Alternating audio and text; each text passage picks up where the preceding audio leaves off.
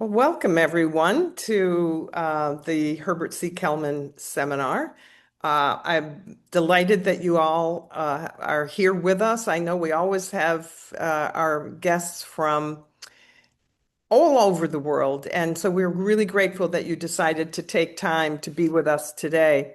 And my name is Donna Hicks. I am co-chair of this seminar along with Nicole Bryant. She's my partner here.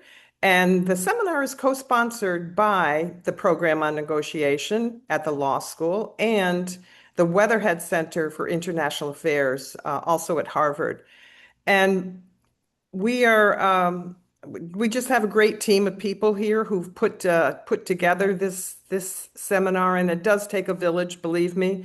And we are grateful because we have a new member. CJ Bigsby is a new person working with us, and we just want to welcome her too. So thank you. We also have Luis Reyes, Laura San Pietro, Riley Schertzel, and we're just really happy that we have Dr. Ibrahim Al-Asil with us here today, especially the topic is so timely. He's going to be talking about Syria, but as you well know, Syria is part of the Middle East, and I'm sure we have a lot to discuss today, and you probably have will have a lot of questions as well. And let me just say a little bit about the format. So once I finish introducing Ibrahim, I'm going to turn it over to him, and he'll have about 35 to 40 minutes to give his presentation, after which we will um, we will have a Q&A. And by the way, don't put them in the chat function, put them in the Q&A function, and I will read the questions to Ibrahim, and then we'll just take them one by one. So, without further ado, oh, I wanted to say one more thing, that this is being recorded.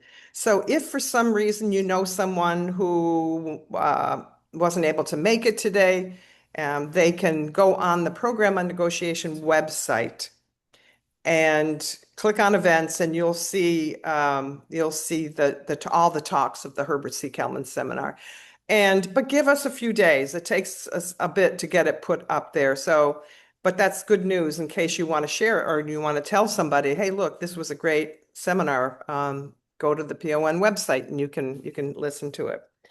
So our friend Dr. Ibrahim Al-Asil is a senior research fellow at the Middle East Initiative at Harvard Kennedy School, where he launched and leads the Syria Transition Lab. His work examines geopolitics and political transition and their implications for political order. He has advised U.S., European, and regional policymakers, testified at the UN, and participated in multiple Track 2 dialogues on regional security, including co-designing and co-leading a U.S. Gulf Track 2 initiative. He previously served as professorial lecturer in political science at George Washington University, and has held fellowships at the Harvard Center for Public Leadership, the Middle East Institute, and the Atlantic Council. So thank you again, Dr. Al-Asil, to agree to be with us today, and it's all yours. I'm going to turn it over to you, and I'm disappearing. Thank you, Donna. It's great to be with you. It's an honor, and I'm glad for this opportunity to be with you to discuss Syria, talk about the Syria Transition Lab, and then also to move to the questions of the audience. So I'll probably speak less than 40 minutes or 35 minutes, so we get more time for questions. Syria is a very wide topic, and usually the audience people are interested in different angles and different questions. So I want to give them a chance to share what they are interested in, so we could focus at. A quick word on the Syria Transition Lab. We launched this at the Middle East Initiative just a few months ago to understand, explain, and shape or support the transition inside Syria to be more inclusive and to lead to a stable government or governance model inside Syria. I'm the project lead, but I'm not the only one at the lab. The Middle East Initiative is led by Professor Tariq Masood. And within the lab, also, we're drawing on the expertise of great scholars and practitioners like Ambassador Ed Georgian, Adrian Fricke, Andrew Marsh, David Patel, and many others here at the Middle East Initiative. And one of the major questions we've been discussing and trying to answer is what's happening inside Syria today? How do we describe and understand this transition? Because the first time I visited Syria after the collapse of the Assad regime, many things, of course, struck me. It was when you see the destruction, I followed the destruction.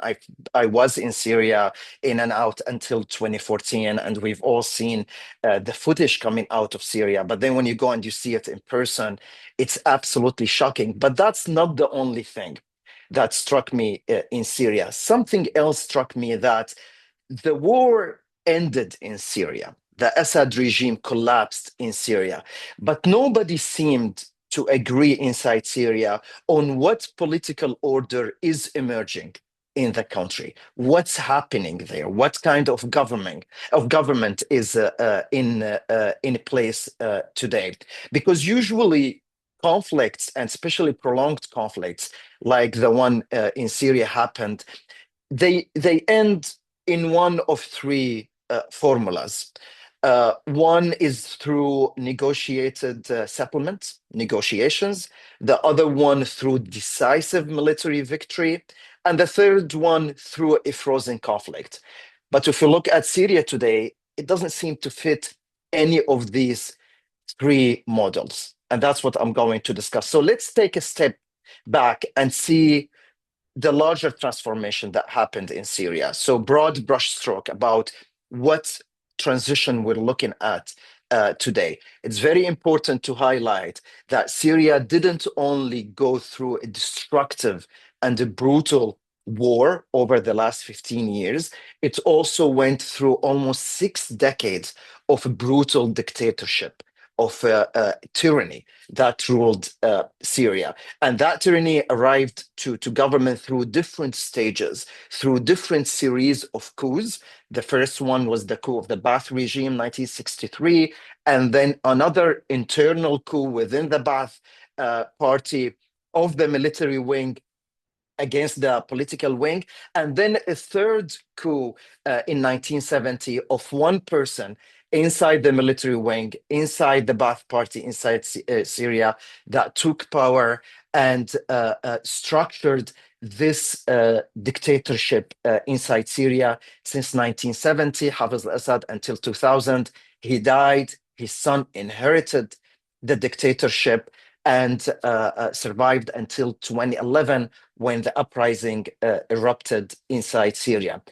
Throughout those decades, the Assad family and Hafiz Assad and then Bashar al-Assad restructured politics inside Syria. And of course, they captured and they controlled the state, and they interfered in society on all levels. Throughout the uprising inside Syria, which was against Assad himself and the regime and the cronies around him, that structure collapsed gradually across all the regions inside Syria. So when we look at Syria today, that regime is gone. But Syrians and this government inherited different parts of that structure. Many of the observers that are interested in Syria, they were very worried that when Assad collapses, all of the government inside Syria and all the state institutions would collapse as well, because of how much Assad controlled those institutions, and how the Assad regime, throughout the 15 years of uprising and then war, sacrificed the state to protect the regime. So the regime always had the priority over the state institutions and over the public institutions. And we were left with a reality that we could describe probably through different or four themes or points here. First, a collapse of the old authoritarian system, largely, especially if we're talking about the big parts of it, the Assad regime and how they ruled, the secret police, the military, the Syrian army, and the Ba'ath apparatus, all of that collapsed. And also at the same time, there was a fragmentation of authority. The Assad regime centralized authority so much in their hands. So when they were getting weakened, at the same time, the government was getting weakened as well. The public institutions were getting weakened as well. So we ended up with a small central government, so many local authorities across Syria, across the cities and the provinces, many armed actors, and many regional patrons as well. And Donna, you mentioned that of how much when we talk about Syria, we always talk about the region, because the Syrian war was multi-layered. There was the uprising, there was the Syrian civil war, and then there was a regional war between different regional actors, and then there were the global war. So at some point, you look at Syria and you see the actors there. You have, of course, the Syrian government, the Assad regime. You have the Turkish army there. You have Iraqi militias. You have the Israeli army conducting airstrikes. You have the US leading a global coalition of 90 countries fighting ISIS. You have the Russians on the ground as well. And you have so many Gulf countries supporting different armed groups, mainly Saudi Arabia and Qatar. And also so many non-state actors from so many different countries, and the Iranian-backed militias from Afghanistan to Pakistan to Iraq and Lebanon. All of those were in Syria, and all of those shaped the dynamics and contributed to the fragmentation of authority. So a collapse of the old regime, fragmentation of authority inside Syria, and Syria becoming a regional arena where not only local actors dictate what happens, but also the regional actors across the region. So why I'm saying the war didn't end with a settlement? When I said wars usually end with negotiations, decisive military victory, or frozen conflict. Why not end of a settlement or a decisive military victory? Those who were watching what happened in late November, early December 2024, they saw that there was a military campaign led by Hayat Tahrir al-Sham and Ahmed al-Shara against the regime, and the regime collapsed. But that was only the last 2 weeks of long war that took 15 years. And the Assad regime collapsed more gradually than through one military actor taking over all of Syria. And this mixed dynamics is what misleads many of Syria observers when we try to understand what happened, because it's hybrid. Part of it was military victory, but it wasn't a decisive military victory of one actor decisively winning the war and dictating what comes later.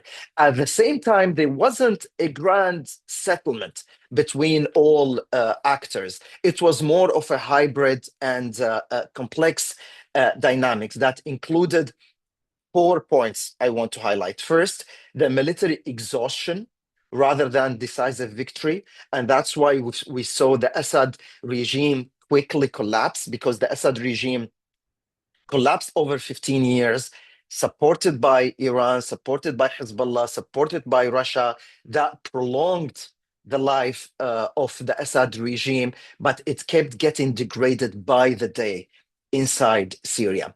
Number two, the local arrangements that replaced the national bargaining.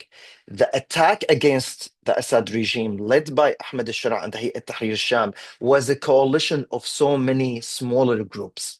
It wasn't only one central group that planned and led that war against the regime. It was more of a coalition that took part of those battles and toppled the Assad regime. at the end. But then we have the regional dynamics and the regional actors and how they shaped the outcome as well. So we have the military exhaustion across all the armed actors.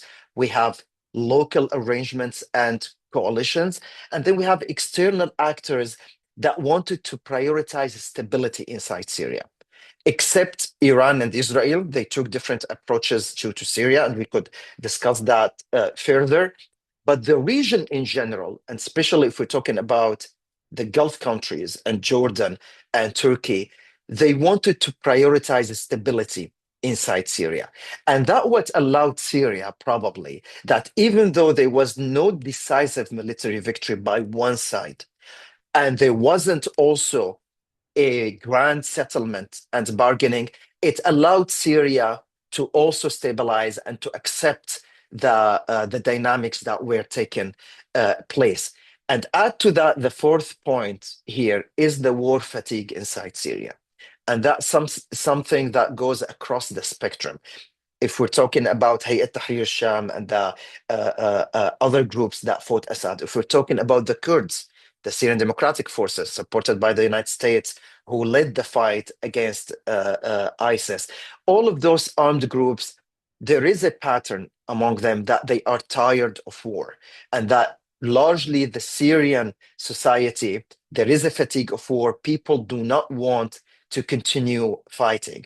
So the military exhaustion, the so many local arrangements, the external actors favoring stability, and the war fatigue across society is what allowed, of course, among other reasons, Syria to stabilize so far with the absence of a decisive military victory and the absence of a grand settlement. So, what are we looking at today? With all what I talked about that led to the collapse of the regime and then the year after. We're not seeing grand settlements. We're not seeing decisive victory. We're not seeing partitions.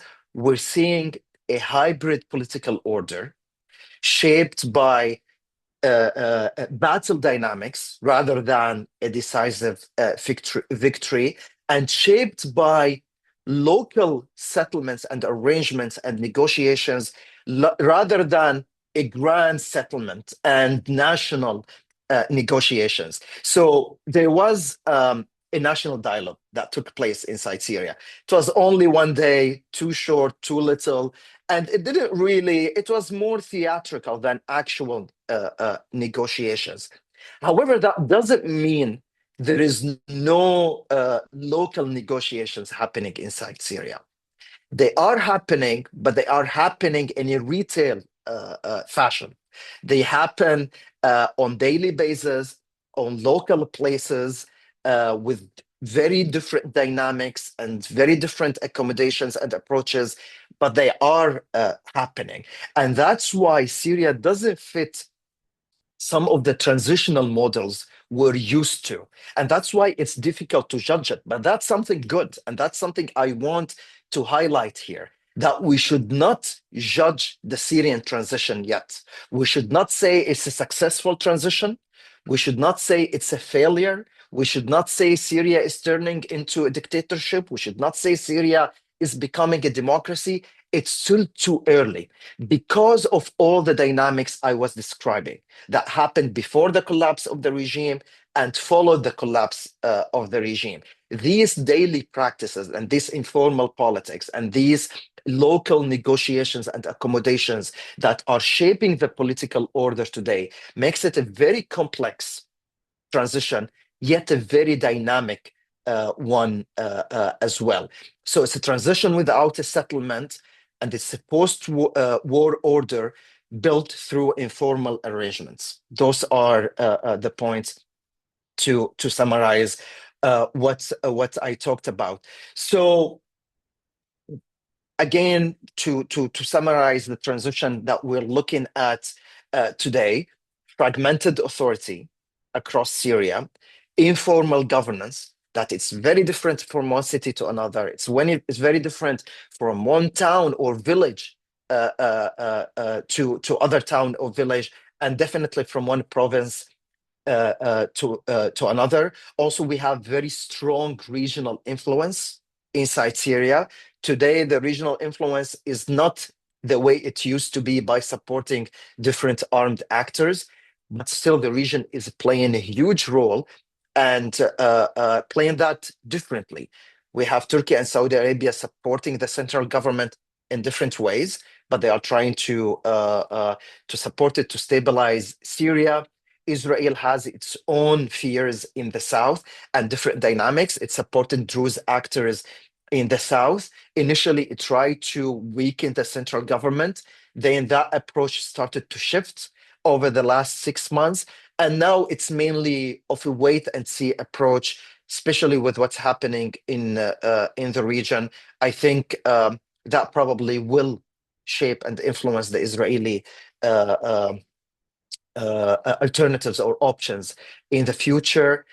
And finally, and here that's also a very important point to when we look at the characteristic of the Syrian transition, is the economic pillar of that transition.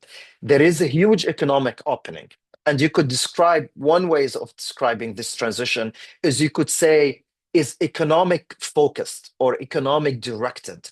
It's a government that its top priority is to attract investments.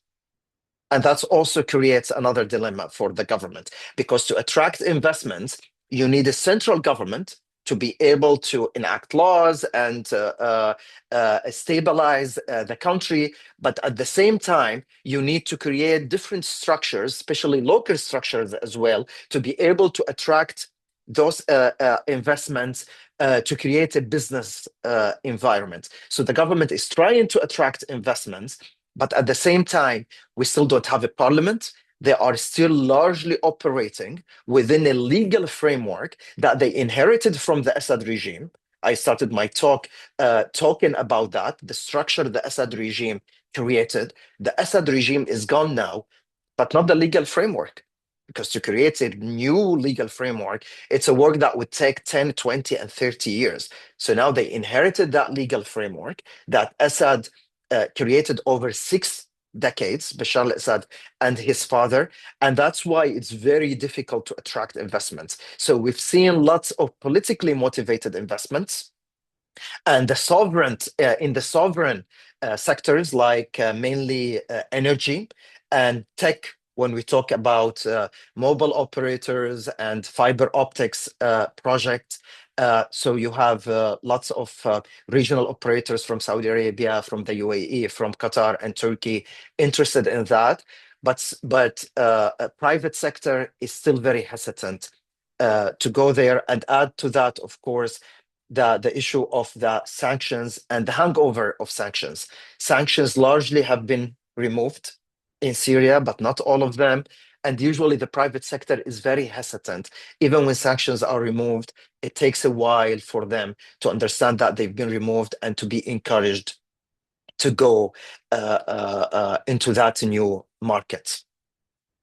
So the questions ahead, what are we looking at? I talked about the Syria Transition Lab, me and my colleagues trying to think about these types of questions. We're trying to see if Syria is moving towards a negotiated political order or a prolonged system of fragmented authority. And these two options or these two scenarios, the negotiated political order and the prolonged system of a fragmented authority, could happen and could overlap for a period of time, for 1, 2, or 3 years. And it might be difficult to be able to tell, is this fragmentation or is this local negotiations? But they are happening at the same time, and it's still too early to tell which scenarios or which one of these two scenarios will be more likely. And Donna, my last point here is something to take out of everything I was talking about, is that Syria is shapeable. The transition inside Syria today is shapeable. That means the more we engage with it as academics, as scholars, as practitioners, as policymakers, as civil society activists, and as private sector leaders as well, the more we shape it. There are so many bad things that happened in Syria over the last year, and bad things will continue to happen. And I'm happy to talk about the sectarian violence and the infighting and the political cleavages inside Syria and so many of those options. But I didn't want to start the talk with focusing on those. I wanted to talk about the larger picture to understand the complexity, the dynamics, and the opportunity here, that while there is ups and downs in this transition, it's still shapeable. And there is an opening to change things. There is an opening to influence things.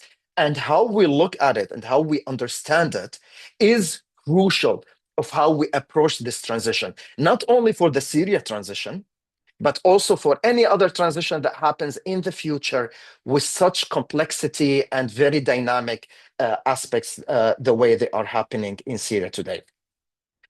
Large points. I talked about so many different things, but I'm happy now to go into details and more to discuss other aspects through Q&As. I mentioned that I alluded to some issues that I think we should discuss, some regional actors, some internal dynamics with the Druze, the Alawites, the Kurds, but also urban versus rural, also the public institutions, freedom of religion, freedom of expression, all of these things. I'm happy to discuss through the Q&A, and back to you, Donna.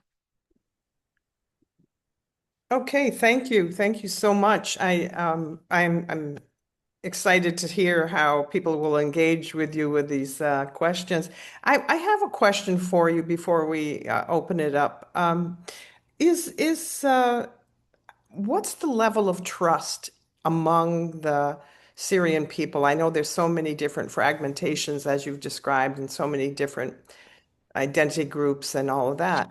Is is there any sense of trust that inside Syria that this Mm, is shapeable, that this is doable, that perhaps we could even make a blueprint with mm, Syria for some of the other conflicts that we're experiencing in the world? I mean, this is, it sounds to me like it's a fragile stability.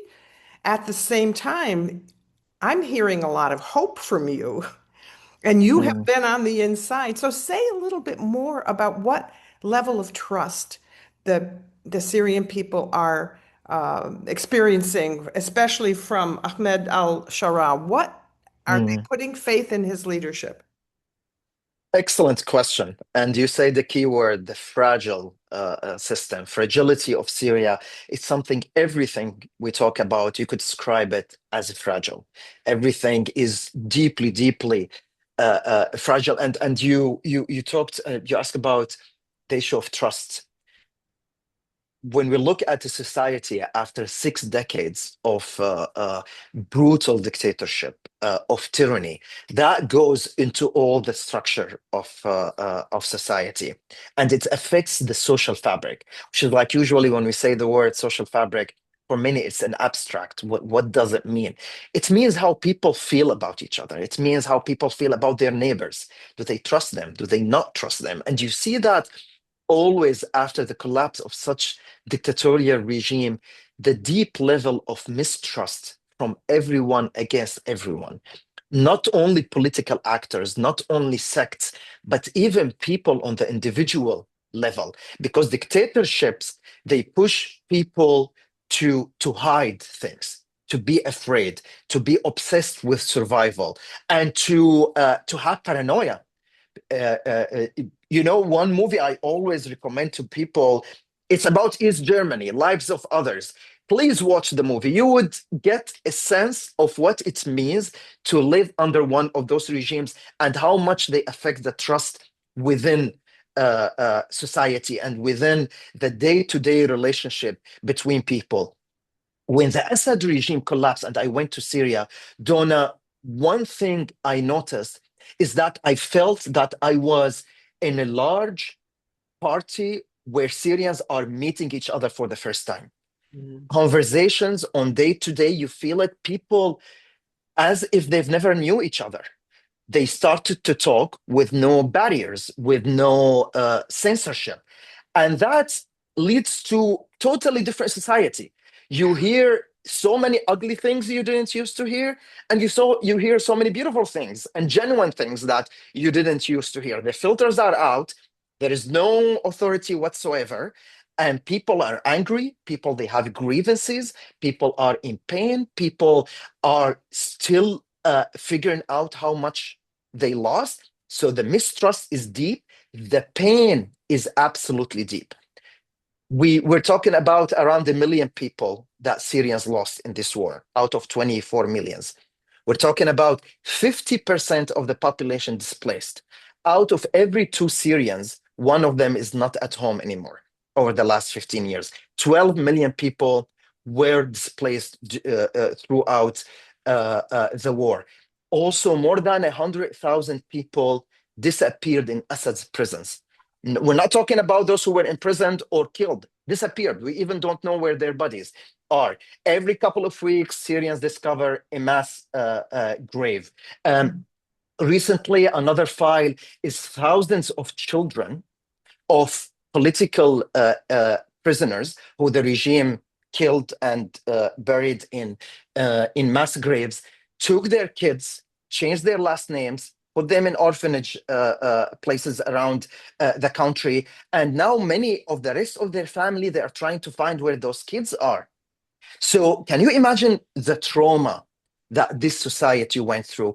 So the trust is very low in everyone, including in Ahmed al-Sharaa. But I would add something else to the complexity, that he has actually lots of legitimacy as well. While there is lots of mistrust, especially among so many of the minorities, the non-Arab, the non-Sunnis, but also at the same time, Ahmed al-Sharaa has legitimacy. And why? A, he toppled the Assad regime. B, the battle itself, that when they toppled the Assad regime, it was largely very peaceful against civilians. They didn't kill minorities, they didn't loot any places, and it was a very exceptional and rare case where compassion was the slogan of the battle. And that's why I think many cities, they realize, oh, no matter what we're afraid of, they are better than the Assad regime. Let's actually welcome them. And that what helped and explains why the Assad regime collapsed very quickly over 11 or 12 days of battle. So there is that sense of legitimacy, especially the battle also was not supported directly by an external actor. There was no air cover from another country. They didn't ride American tanks. They didn't ride Russian tanks. They didn't. So that allows, and that's also differentiates the Syrian transition from other transitions, that at least through the perception, Syrians feel they did that. Even Mm. I have many conversations, Donna, inside Syria, and I tell them, but don't you think they are radicals? Didn't you oppose them at some point? And I'm talking about so many secular activists, and they say, listen, maybe they are radicals, but they are our radicals. They were not from a different country. We toppled Assad, and for that, they have credibility that we need to respect. That would give them probably credibility and legitimacy for another 1 to 2 years, but they need to draw it from a different way of governance. And that's again like the puzzle of little trust, but lots of legitimacy, and how those dynamics are shaping Syria today. It sounds to me like there's a lot of healing that needs to happen from all that trauma you described. And, my first thought in listening to you was, wow, maybe there's a need for a Truth and Reconciliation Commission here. Well, thank you for that. My colleague Nicole Bryant has a question for you. The question is, you mentioned a legal system created by Assad that makes the private sector reluctant to invest. Can you provide some examples of the quirks of the system that are Yeah. repelling this investment? Yeah. So the Assad regime, and through the legal structure, created so many laws that allows the state to become a predator in society, and that goes against the private sector, civil society, anyone. So today there have been some instances where when people start to argue, the government's like, oh, this is the law that was enacted in 1970, blah, blah, blah. And you're like, but isn't that the same law that people revolted against? But to change that, you need a parliament that enacts laws. And unfortunately, there is no parliament until today inside Syria. So much power concentrated in the hand of Ahmed al-Shara. And that's, of course, a major concern for that. What other issues for in the legal system that actually makes investors very concerned is the issue of transparency. There is no legal mechanism to explain how investments, what the government is doing, why a bid is going to one investor and not the other. The system really allows cronies to operate, and that's another major concern by Syrians. When Syrians started the uprising, the first chant was, and this is very interesting, it was about dignity. And Donna, you wrote a book, two books actually, about that. They chanted, the Syrian people don't get humiliated. The second chant was against the cronies of the Assad himself. So initially they didn't chant against Assad, and they didn't ask to topple the regime, by the way. They asked for dignity. Do not humiliate us in the streets. And number two, the cronies, the cousins of the Assad, having a monopoly over the private sector. So investors, they see the legal system is not being reformed, and they have the trauma from the 2000s when many of them came and invested, and then the Assad regime captured all of those investments and gave it to his cousins. Lack of transparency, lack of another centers of power inside Syria. So all of that really makes investors very hesitant to go and invest inside Syria today. That's really understandable. All right, so we have a question from Karen Orlin. What can we learn from the Syrian post-Assad experience in planning for a post-Trump war Iran? Fragility and how much the damage that those regimes cause in those societies on all levels, on the governance level, on the social level, on the personal level, on the educational level, to reform education, to reform the public sector, and how, and I will focus in my answer on this, how much when they are gone, the public institutions are hollow. People walked into those institutions, so many places, because they've been operating under fear. People go to their work, they just want to survive. They don't want to shine, because sometimes if you shine, you would get fired, or you'll be like, why are you, what do you mean you want to play a public leadership role? So that the secret police are always questioning people, always a talent is makes you at risk. It doesn't actually helps you advance in or getting promoted. So in those systems, to take into consideration how public institutions will be hollowed and will be very weak, and the priority should be to sustain them so they don't fully collapse, and then how complex the reform process will be and how long it will take. Third, not to take one model and try to apply it somewhere else. This is very different from one place to another. There are lots of similarities and things I think the Iranian model would be able to benefit from Syria, but at the same time, Iran is very different from Syria. The way Syria is very different from Iraq, but there are general issues we can keep in mind. And I would say to keep an open mind always in every transition and ask these questions again and give it time and understand that things won't happen overnight and the damage is very, very deep.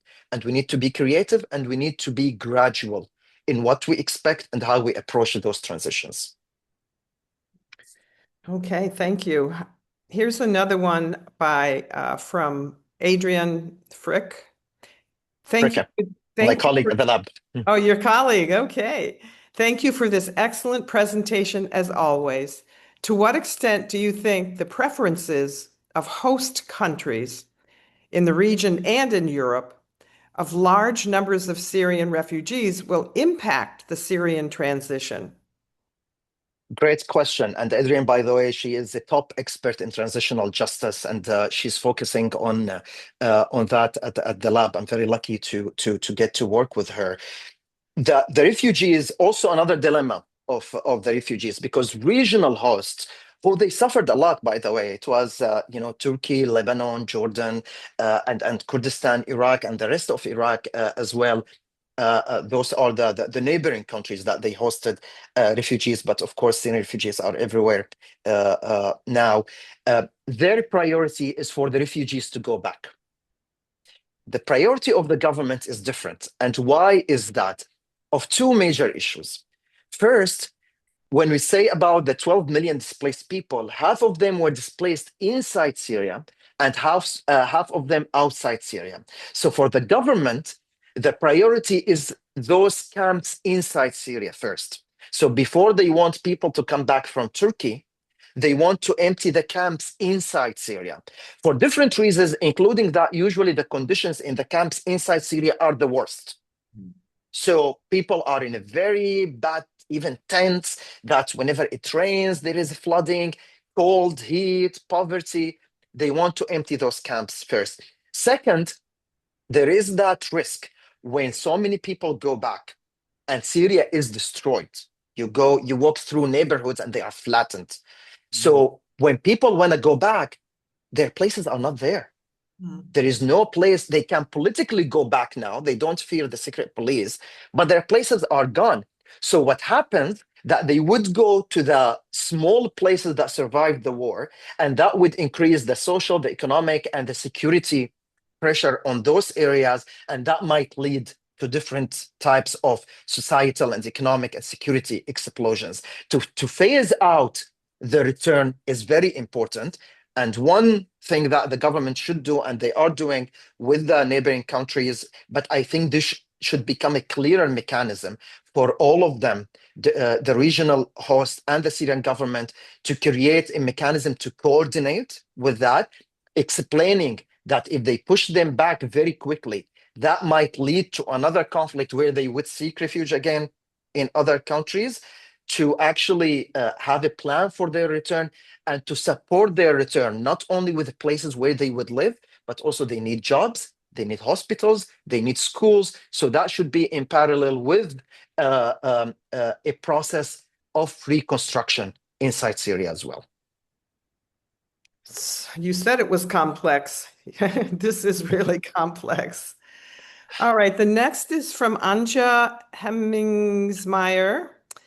Thanks for describing this special time frame and conditions of the transition in Syria. What factors would benefit create a new wait a minute. What factors would benefit and create a new political order? What would What you, I factors or guess? Yeah. factions? Oh, well, it says factors. I'll answer both. So let's Okay, say if the question is, I'll take it if first if it's about factions, because that's important. We that's didn't get to important. talk about it, so that's an opportunity. So when the Assad regime collapsed, there were so many different armed groups fighting against the Assad regime, and other armed groups fighting with the Assad regime, and more armed groups not fighting against the Assad regime, not with the Assad regime, but fighting to protect themselves. Let's go quickly and briefly through all of them. Those who were fighting against the Assad regime, Hayat Tahrir al-Sham, was led by Ahmed al-Shara, was the most powerful one, but it wasn't the only one. There was the Syrian National Army, which the name is confusing. The Syrian National Army is not the Syrian army. It's militias supported by Turkey. And then there were so many local armed groups, sometimes on the town level and the city level, part of that coalition. Then there were the armed groups fighting with Assad. Iranian-backed militias from Afghanistan, from Pakistan, the Iraqi militias, and Hezbollah, the Lebanese Hezbollah, Iranian-backed Lebanese militia in Syria as well. And then you had the Kurdish factions supported by the United States in their areas. They fought ISIS and they remained in the northeast. After the collapse of the regime, Ahmed al-Shara consolidated largely power within the first camp. He brought all the leaders of the armed groups fighting against Assad, told them, this is over. Now this is a state. You need to join the Ministry of Defense. However, That means the Ministry of Defense, it's one structure today, but also consists of so many small structures. And that what explains how weak the control and command is still until today within that. The groups that were fighting with Assad, some of them left, some of them are hiding in different places. And that also explains what happened initially on the coast when remnants of the Assad regime organized and attacked government forces. And then the government forces responded with all the sectarian war crimes that happened and the killing and the massacres against the Alawites. And then the Kurds in the northeast, that actually there has been some progress, ups and downs, good and bad. There were negotiations and then they were fighting between them. And now there is some sort of negotiated settlements. It's still very fragile. But just today, a couple of hours ago, the Syrian Ministry of Defense announced that the first deputy or assistant secretary, assistant minister of defense would be Kurdish for the Northeast.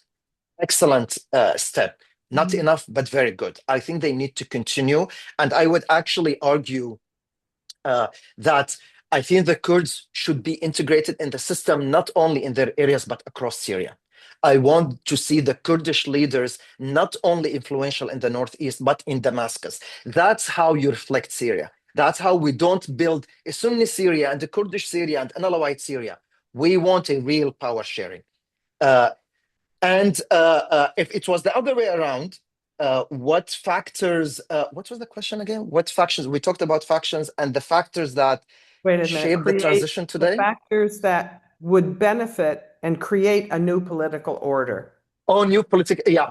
And so that's for the factions. And for the factors, the regional factor is very, very important in a country where it's still very fragile and the transition is in its early period. Where the region stands is very important. And the region should see that a stable Syria is better for the whole region. And then how the international community engages in Syria. And Donna, usually we see two different ways for the international community. They either intervenes in every aspect and tries to dictate how the transition should look like, and this is better, this is worse, or they are hands off. We need something in the middle. We need this transition to be Syrian led. And this is very important for Syrians because they saw what happened in Iraq, they saw what happened in other places, and they feel they don't want others to tell them what happens. Add to that, they feel that, as I said, they toppled Assad and that they were abandoned for a long time. So many Syrians, they're like, don't come and tell us what we need to do at this point. However, I think the international community should advise Syrians and should stress about what should happen there. Democracy won't happen in a week or two. That doesn't mean we don't mention it at all. It's also unacceptable for the word democracy to disappear from the Syrian discourse or the rhetoric around Syria or the Syrian debate and the debate about Syria. That should always be the North Star. That should always be highlighted. That we understand democracy can't happen today. We understand even elections can't happen today. Where would people vote? People don't even have addresses or IDs or having said that, we need to look at, is democracy taking roots today?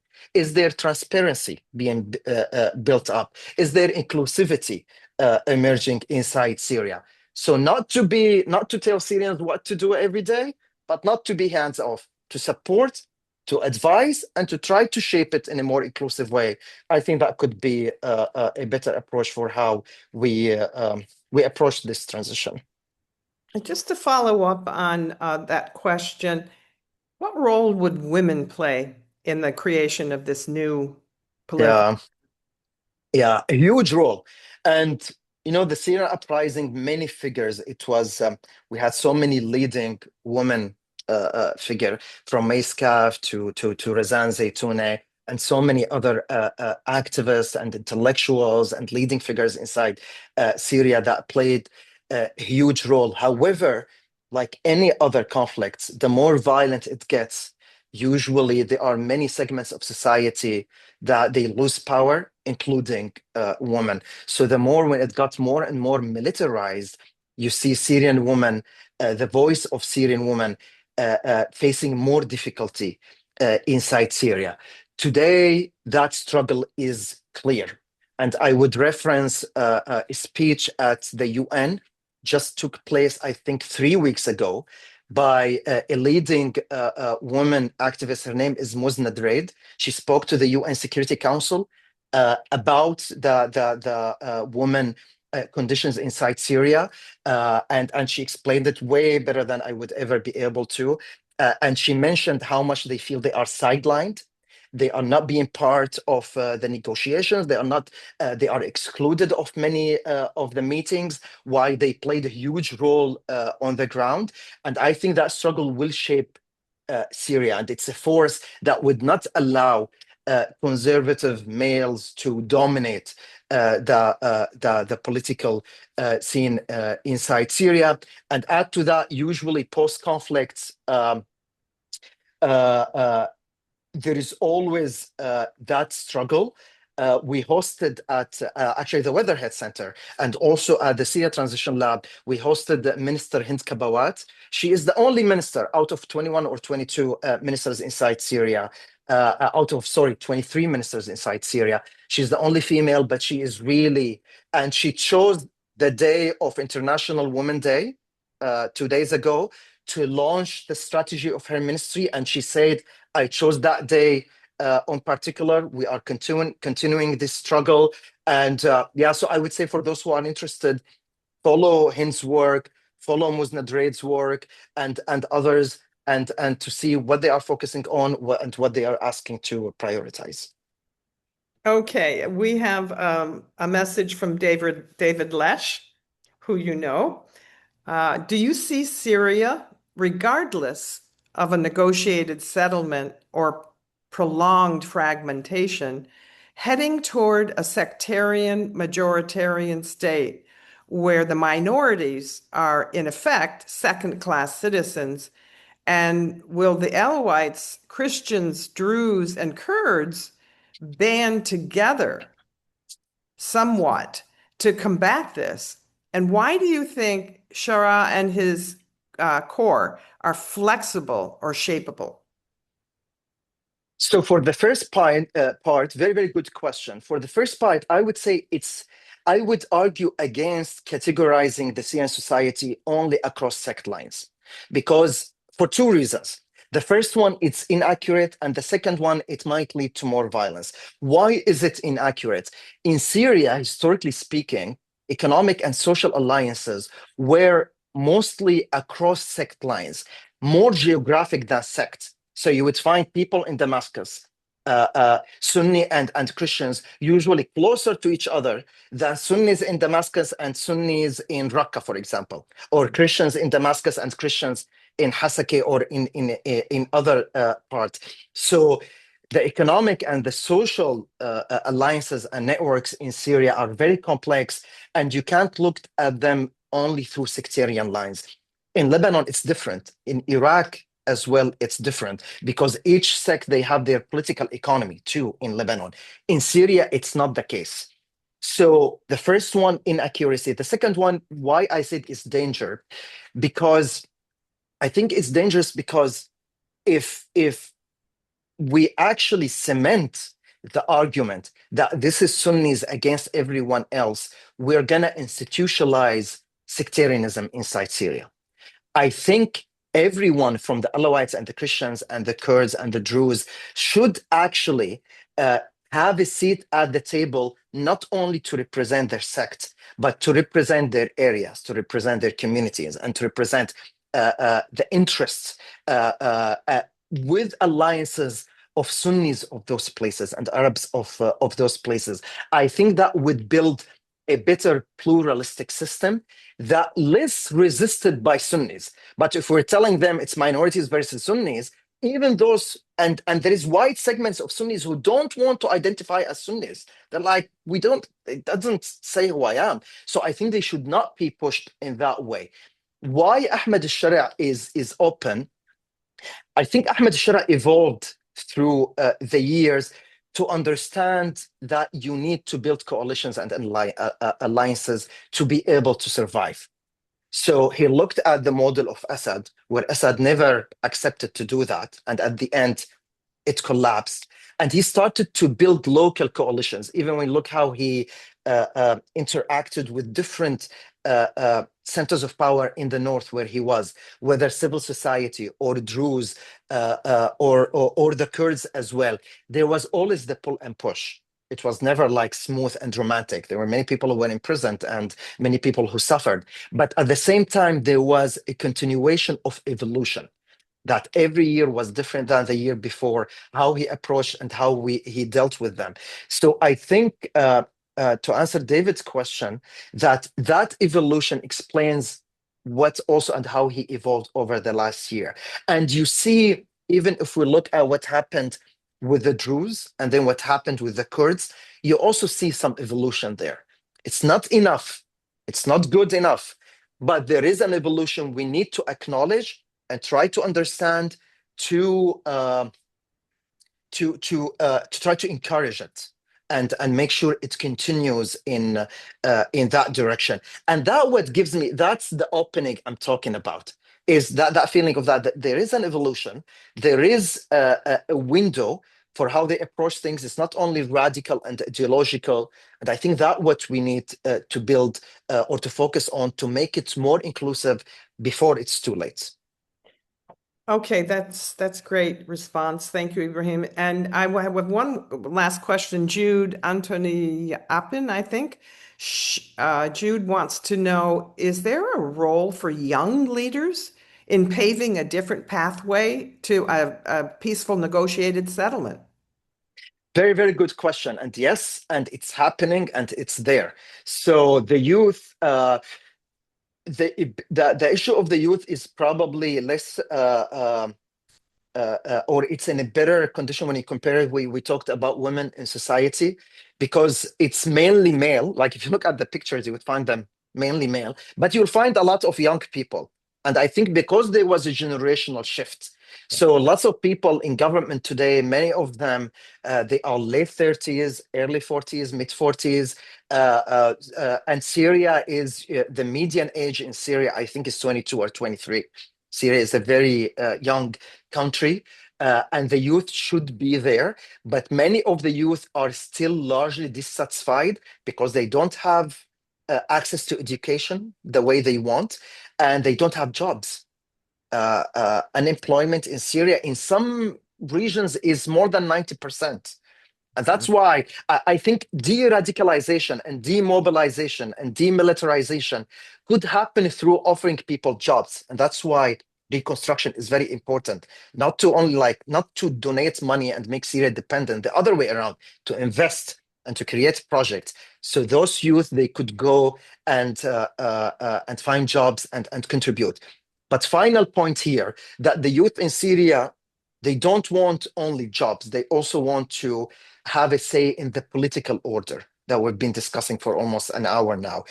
Yeah. They want to be able to see themselves represented. So the idea of the parliament, which is until today hasn't been formed, it's very late, should be formed, and youth should be able to see people like them, not only bringing as decor to different meetings, but actually discussing politics and making laws and shaping this political order in Syria.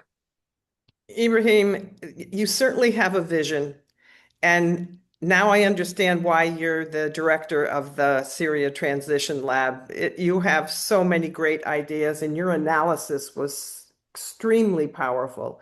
So thank you. Thanks, Donna. Thank you. And I'm going to turn it over to my colleague, Nicole Bryant, now, so she can make an announcement about some of the events, upcoming events. There you go, Nicole. Thank you so much, Donna and Ibrahim. Thank you for that really informative and engaging discussion. We couldn't possibly have gotten to all of the questions in Q&A, so apologies to everyone, but you have Ibrahim Al-Asil's email address in the chat, so if you would like to contact him and continue the conversation, you're of course very welcome. All right, we have a number of upcoming events.